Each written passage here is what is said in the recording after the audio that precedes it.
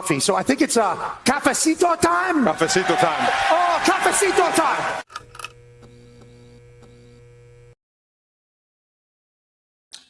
Good evening, everybody, and welcome to another edition of Cafecito and Canes. Please don't forget to hit that like button, hit that subscribe button. We are here. It's our normal scheduled Tuesday show, but it happens to be the day after Miami plays in the national championship. So this is your, I suppose, your official reaction show, recap show, whatever you want to call it, to the national championship game, as well as other news we're gonna cover, because the transfer portal and recruiting never sleeps. So we'll touch on that as well. But yeah, that last night was a heartbreaking way to end a season. You got the ball in your hands, down 6, a minute 40, whatever to go. No timeouts, but you have just enough time to march down the field and win the game. And we had a chance, even with, look, all the stuff we said that we had to avoid, all the stuff we said we couldn't do. We cannot fall behind early against Indiana. We fall behind early. We cannot shoot ourselves in the foot. We cannot beat ourselves with bad penalties. We did. It wasn't like an 11-12 penalty kind of game like we have had before, but it was like just enough to help give them that edge, that scoring drive that made it 10-0. You had the offsides by Bain and Lightfoot where they jumped, made a 3rd and 13, a 3rd and 8, more manageable. They ended up converting and they marched down the field and score. So, little things like that. Also, Bauman whiffing on his block on that punt, leading to the block punt, making them go up 17-7. Just all these mistakes that you knew you had to avoid, because against a team like that, you had to play clean. We didn't do that. We made the mistakes, fell behind early. The first half, they met us with the physicality, man. I really thought it was going to be the other way around, but they punched us in the mouth in that first half. I will not sugarcoat it. But even with all that, Miami still had a chance to win the game, which is incredible. But they didn't. They came up short against a better team. All you can do is tip your hat to Indiana. They were prepared. They played, aside from that false start and the late hit on Carson Beck on the final drive, they played a very clean game. They played the way they normally do. Our defense showed up and fought hard, made some stops to keep us in the game, gave the offense a few chances to try to take the lead, and we were able to capitalize. But it's a tough way to drop one. But as you see, what I put right here, I still believe this was one hell of a great season, and one that Miami will build on big time, because look what Mario was able to do after a 5-win season, a 7-win season. He was able to convince guys like Ruben Bain and Francis Mauigoa, and Cam Ward and Carson Beck and Malachi Toney and all these guys to, before you really had proof of concept, to come on board and trust the process. And they did. But now that you have proof of concept, now that Miami is winning, now that Miami appeared in a national championship game just 4 years after Mario took the damn job, this has now become a sexy place to come again. If you are a college football player, if you are any position, really, O-line, D-line, QB, wide receiver. We'll go into that in a second. But yeah, this is just going to become a more attractive place for players to come, and I'm looking forward to that. See, Mark Fletcher, Malachi Toney stepped up. CJ did a little bit, but there are other receivers who didn't step up. Yeah, we'll go into that receiver room, but just wanted to make sure and give Indiana their props first. Like I was saying, they beat us up in the first half physically. We turned the tide there and kind of flipped the script in the second half. We started playing our game again, but the glaring mistake in the second half was that block punt. Take that out, the whole game's probably different. But, we're not going to play hypotheticals here. It happened. That's football. And that plus the missed field goal plus an interception at the end of the game, that ended up deciding everything. So But credit to them for playing a great game, honestly. They edged us out. Those 3 to 5 plays that these type of games come down to, they made those 3 to 5 plays, and it's that simple. Patrick is saying, I hope this is not the only time we play for the national title. No, I don't think it will be. If, the trend that we've been on the last few years says anything, I think every indication is that we will be competing. We'll be competing for a national title again. We'll be making deep runs in the playoffs. We will have, and we'll have the talent to do so. I see. I already hit that one. I'm not mad about the game. Can't blame Beck or anyone else. It's a team loss. If we played the first half the way we started the second half, it would have been a different game. 100%. Tough but great season. Yes, sir. John, we goofed on the mental errors and special teams. Lastly, Carson long passes don't seem to have the right zip. Marion was open. Yeah, he had to throw that one like at least a half second earlier. If he puts that ball in the right spot, the safety, I saw double coverage, so I'm like, what the hell is he doing? But the throw really, it got down there before the safety did. So the safety really wasn't an issue. I think he made the right read. He just underthrew the ball. And remember, guys, he did get popped pretty hard a few plays before. You never know. That could have affected it. I mean, he was down for a good minute after that hit. So you never know. We may never know. I don't know. Carson won't use it as an excuse, but, just making that observation. He did get popped pretty hard right before that play. Fire Marine Kane says, John was good. It still hurts, but so close we beat ourselves. Was there for the taking. Penalties came out at the worst time. Let's see. We just lost 5 guys in the portal today. Yeah, I'm not surprised by that. Might cry without Inez Cooper, Francis Mauinoa, Ruben Bain, Akeem Mesidor, Wesley Bissett. Those guys really made the team good. I'm going to miss them. Yeah, they will definitely be missed. But like the title of the video says in the thumbnail, that one hurt tremendously, but I really do believe the Miami program is still back. And this is just the beginning. Because look at it this way. I was really reflecting on this today. We, along this journey that was the 2025 season, and it was a rocky journey at times, but we beat, 4 top 10 opponents? Notre Dame, Ole Miss, Ohio State, and Texas A&M. We beat all 4 of those teams. We did that. Beat all our rivals, all our arch rivals, FSU, Florida, Ohio State, Notre Dame. Definitely a special season. And a hell of a resume. But we did so. Think about it this way. We did so on the back of an elite defense, a dominant offensive line they had their ups and downs, but for the most part, they did their job. They were dominant. They were the engine of that offense. A quarterback that, for better or worse, was a solid leader. His experience came in handy and ran Shannon Dawson's offense effectively, especially when Shannon Dawson had the ability and had the green light to be more creative. Then things got a little bit more fun with the offense. And I thought Carson Beck ran the offense effectively for the most part this year. Even though he had his ups and downs, and I thought overall was solid. But really, you didn't exactly have an offense, a passing game that was anything out of this world. Again, you had a consummate professional, good game manager at quarterback, and a wide receiver room that, outside of Malachi Tony, keep him out of this discussion, but outside of him, you had a wide receiver room that really couldn't get any separation on guys in a consistent manner all season.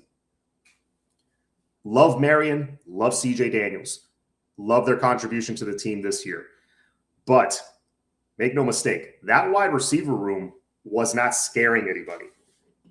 Okay? What do all these national title teams, national championship teams have in common the last decade or so, decade and a half? elite wide receiver play. Look at the Clemsons of the world from back then, Ohio State, Alabama. Sometimes there were times where they had multiple first-round picks at wide receiver. LSU, another one in 2019. Miami did not have that. Yes, they had a huge weapon in Malachi Toney, but you really had to lean on him. But, it was the running game. It was controlling the clock. It was, Carson Beck engineering great, clutch drives like the one against Ole Miss. That's kind of how we were able to piece together this championship run. So what am I trying to say? What I'm trying to say is there were a lot of flaws on offense that if I told you that, you're like, oh, there's no way they could have gone through that gauntlet and gotten to the championship game. But they did. Speaks to their grit and resolve and the culture of this team that Mario Cristobal has built.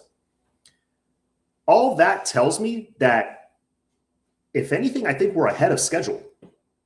Because if you have the culture in place to be able to piece together a run like that and get hot at the right time and make clutch plays at the right time, imagine when Mario starts bringing in those first-round types at receiver. Because, spoiler, he will. People said he couldn't bring in great quarterbacks. He's already started doing that. I mean, I don't know. You tell me. Cam Ward, number 1 pick in the draft. Carson Beck, he's going to get drafted. And now, all indications are Darian Mensah is likely on his way to Miami. We're still the favorite to land him. Had Justin Herbert at Oregon. I don't know. He's not – that whole QB killer narrative, I think, has been put to bed. He's fixed the trenches here. He's fixed the defense. It seems like every offseason there's an issue that he needs to fix, and he addresses it. He fixes it. I think the next thing to address for us to hit that next level is elite skill position guys. I think we're getting the guys in the secondary already. You got to start getting the guys at receiver. I think they're there. I think the young guys are there. Love what I'm hearing about Samari and Wingo. Love him as a prospect. Joshua Moore could be that next guy. JoJo Trader, buddy, I hope you stick around. His talent is off the charts. He's just got to get his head right and catch the damn ball. But we need to start landing those primetime dudes on the outside. He's great, but he cannot do it on his own as a slot receiver. So that was one glaring thing I saw watching last night against guys that were sticky, man. Like D'Angelo Pons, he's another one I got to give props to. He played a hell of a game. Our receiver, CJ and Keelan Marion, those aren't guys that are going to get consistent separation for you and help your quarterback out. They're just not. They're not those guys. We need those guys. So imagine you bring a guy like that in, a guy or two, how much pressure that's going to take off Malachi Toney now. So I think that's the next thing Mario needs to fix this offseason. Again, every offseason, there seems to be an issue from the season before, and Mario fixes it. I think that's kind of the next thing he's got to shore up. Let's see. I missed a couple of donos here. Hawaii Kane. We gave up 10 points, yet we felt like we were still in it, lost by 6. I wasn't mad at the pass, which was the INT. Beck should have thrown it further. Yeah, underthrew it and threw it late, in my opinion. If it's an incomplete pass, regroup the next play. It stops the clock with an incomplete pass. Yeah. Look, the safety didn't get there in time. So he threw it to the wrong spot. He took a little bit off it or underthrew it, whatever. Yeah, I agree with you. But thank you for the donut, Hawaii Kane. We need tight end. Yeah. That's another thing that hurt us. The guy that was supposed to be our star tight end and one of the engines of this offense, maybe the heart and soul of this offense, Elijah Lofton, he was hurt all year, so we didn't even really have him. Still, we're able to fight through that and get to the national championship. Number 1, extend Heatherman immediately. 2, evaluate Shannon Dawson, see if we should keep him. 3, get some portal players signed, including Mensah and Wilson. Absolutely. Juan says, John, it doesn't hurt because it was house money. I agree with part of that statement. We exceeded all our goals. Natty was not a goal. It became a goal when we were given life by the CFP. Yeah, we were given life by the CFP that we earned, that we deserved. We deserved to be in the playoff. I don't care what anyone says. It was house money in the sense that, yes, once we got into the playoffs, my concern this season was at least getting into the playoffs. Keep the donors happy, keep the fans happy.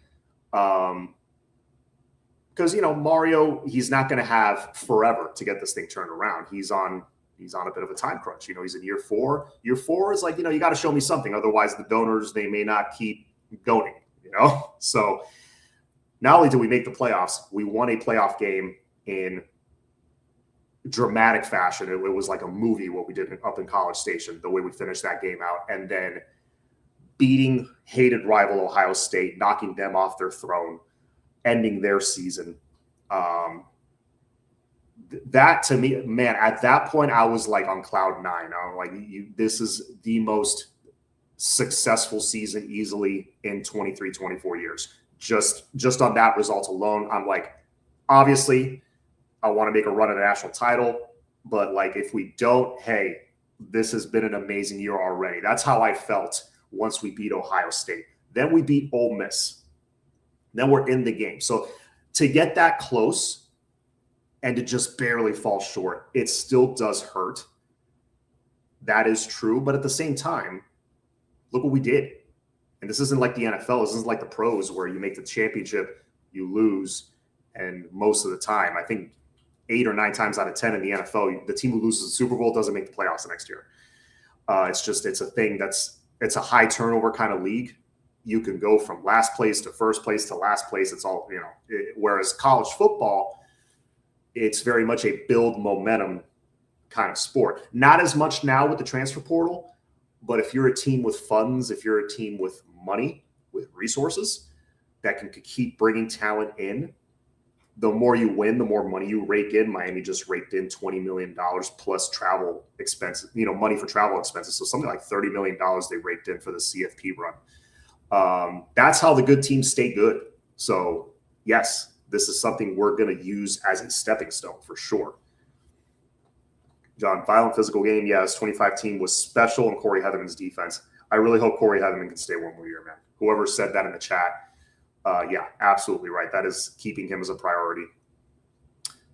Keeping those key young guys, like Bryce Fitzgerald and Malachi Toney and Josh Moore, because you know how it is. Teams are going to tamper. They're going to come after them. We know the deal. Got to keep them in the boat. Got to keep them locked up. I'm sure they will. They're not going to let anything happen there.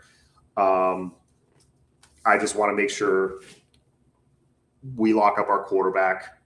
And Damon Wilson, if he decides to be a Cane, man, that's your Ruben Bain replacement right there. Thank you for the Dono Ohio Hurricane. I'm proud of this team for a great season. Do you think Mensa will be a Cane? I'm feeling pretty good. We'll see what happens. There was that report by that writer Chris Hummer from 247 that said he put out a tweet that I know Duke tried to sue Mensa, try to block him from entering the transfer portal, and the judge denied the request. So it looks like the transfer paperwork should go through like officially now. I don't know what Duke's end game was there. Like, this is the Xavier Lucas thing all over again. The player doesn't want to play for you anymore. Was it a shitty way he did it? I mean, yeah, you can make that argument for sure, but he doesn't want to be here. He doesn't want to be here. Like, why are you making it a thing?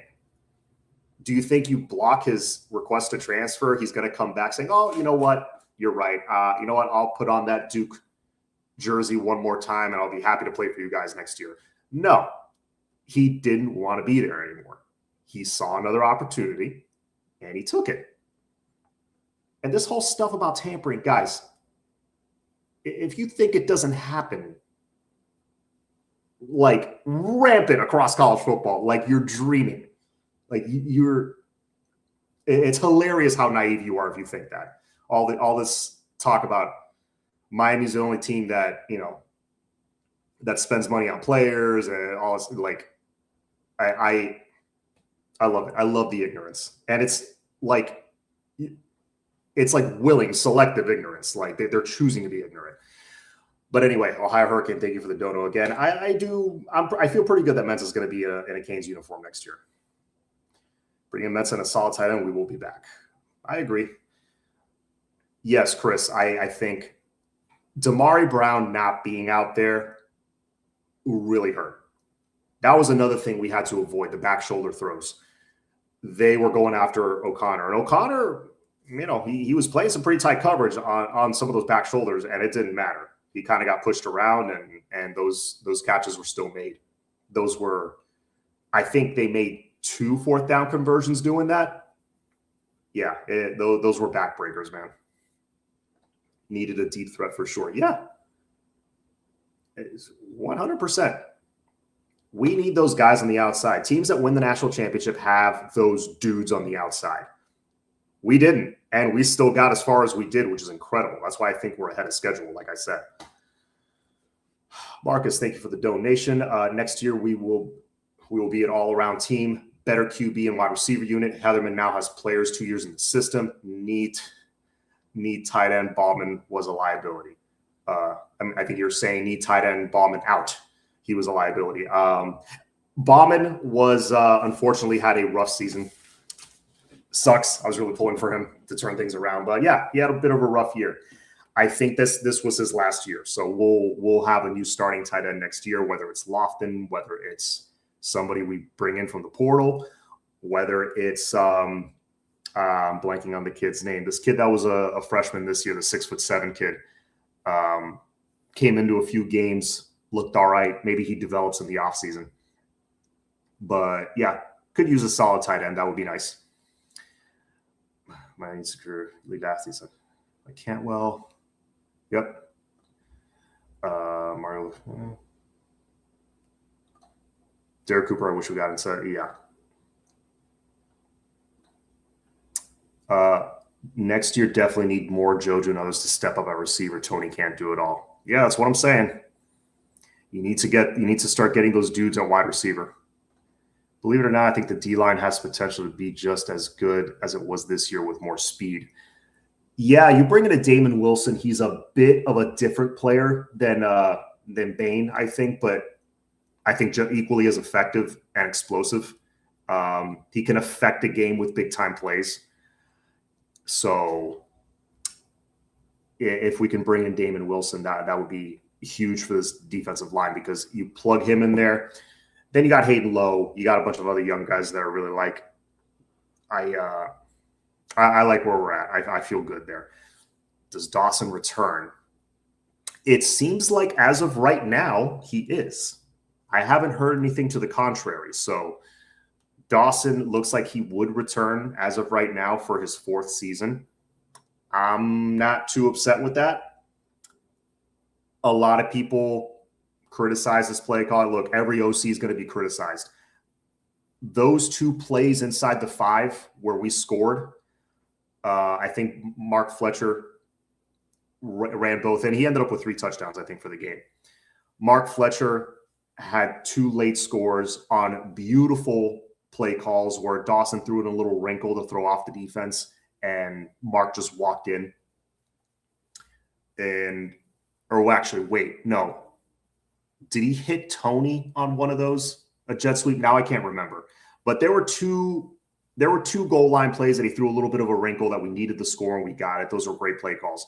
So there's times where he pulls something out that works fantastic. And there's other times that I'm like, what are you doing?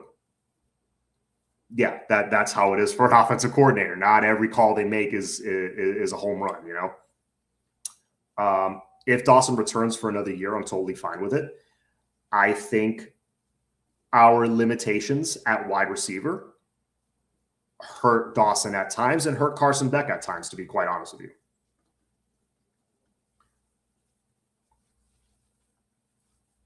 Let's see. I think did I miss a dono? I feel like I did. Oh, no, I think I got all 3. is Bain and Mesidor a top 5 DN duo in school history? I think they're, yeah. I mean, you'd have to go back to like,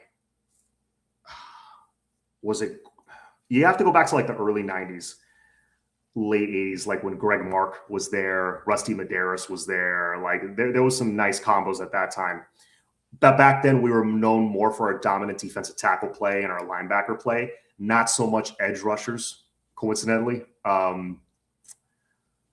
But yeah, Bain and Mezzi, they have to be like number 1 or number 2, I would say.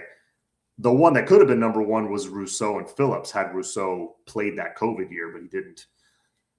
But yeah, I'd put Bain and Mezzi top 2 for sure. Let's see. Hold on. Let's see if I'm missing anything. There was some stuff I wanted to go over. Judge denied Mensa's request. I already covered that. Oh, I wanted to touch on this. The whole, scandal about, Mark Fletcher, the drama, him taking a swing at that player, that defensive tackle from Indiana. Look, I read an article. I think it was like a Fox News article that supposedly the other player, this is what his story was. He says that, I was going over to congratulate Fletcher. Bullshit. I don't buy that for a second. We've all known Fletch. We know he's a stand-up dude.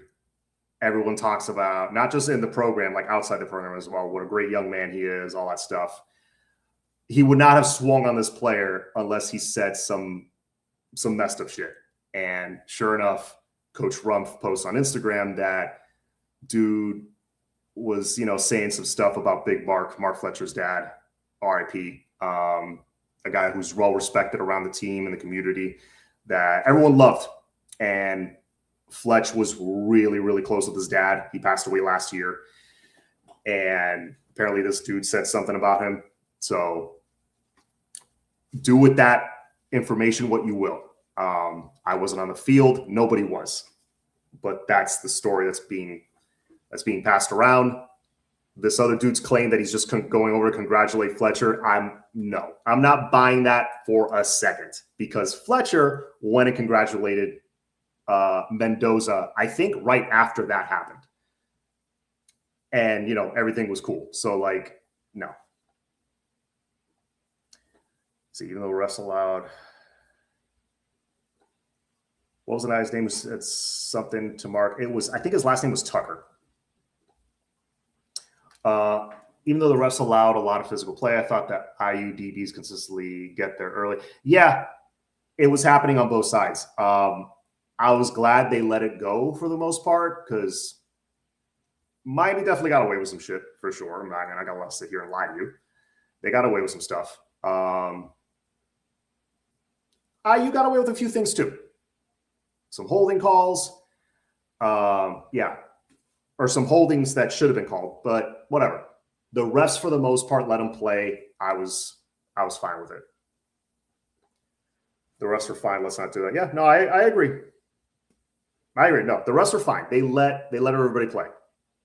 I was good with it. Real quick, Amari Wallace hit the portal. Best of luck to him. Definitely a very tough room. It was going to be hard to crack. That safety room, because it was Bryce coming back. It was Poyser coming back. Now you go out and get Omar Thornton. And at corner, you got the young guys you're bringing in, plus, let's see who else. Damari Brown's supposed to have another year. O'Connor has another year. I think he's sticking around. I know some people aren't happy about that. Listen, O'Connor was fine during the season coming off the bench. He just had a bad championship game. They were picking on him, and it was a bit of a mismatch. OJ Frederick has another year. So that DB room is experienced and pretty loaded. I wish he would have stuck around because I liked Amari Wallace, but hey, best of luck to you. Dylan Day too. Now you're including Dylan Day in that room, or did Dylan Day also hit the portal? Because this stuff happens fast. I hope he didn't. But yeah, I heard Amari Wallace hit the portal. Emory Williams hit the portal. Good luck to him. I will always remember Emery for making that start in Tallahassee against FSU, diving for that first down, broke his arm. Him getting that victory against Clemson a few weeks before that. And Emery was a selfless guy. He was a program guy. I wish him all the best. I hope wherever he goes, he gets a chance to start and show what he's able to do, because I think he's a very capable quarterback, especially if he goes to like a group of 5 team. I think he could go there and do really well. No, St. Dylan Day's coming back to us. Okay, good. You scared me there for a second. Yeah, and I saw a couple of linemen hit the portal. Look, we're Luca Gilbert. Thank you. That's the tight end I was thinking of. Hold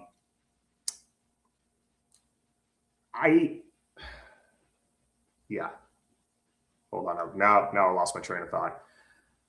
Emery in the portal. Where was I? Okay, yeah. So Wallace, Emery, a couple of linemen. Look, the portal giveth and the portal taketh away. Best of luck to all those young men. Let's see. Lightfoot absolutely balled. You are correct. Let's see, there was something about Justin Scott. Where is he? There he is. Justin Scott will get better. Lightfoot's, yeah. All right. Sorry, guys, I'm jumping back and forth. I want to make sure and hit as many comments as I can, but they're flying in, which, by the way, I appreciate. And also, if you comment, please go in and hit that like button as well.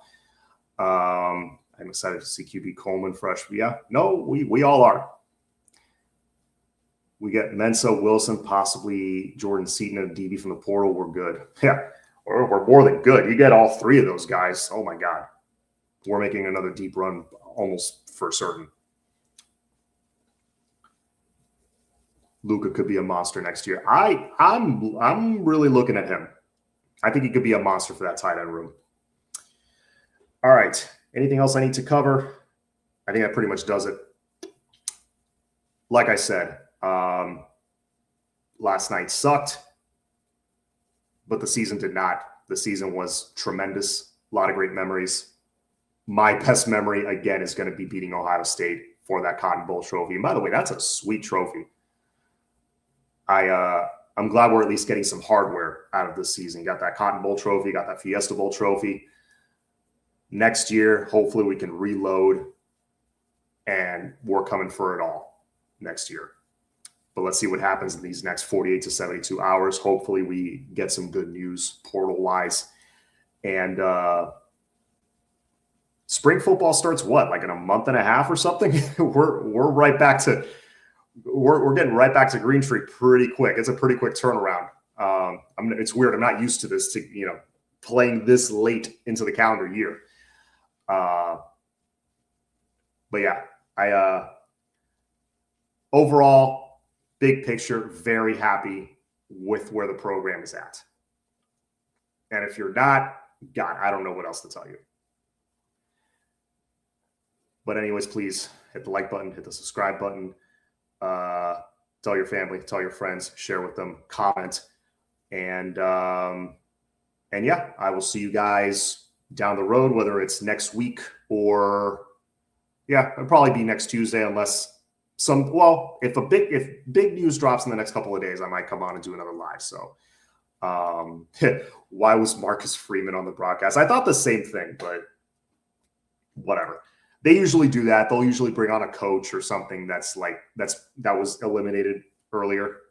So whatever. Anyways, take care, guys. All about the U. Brighter times ahead. Go Canes.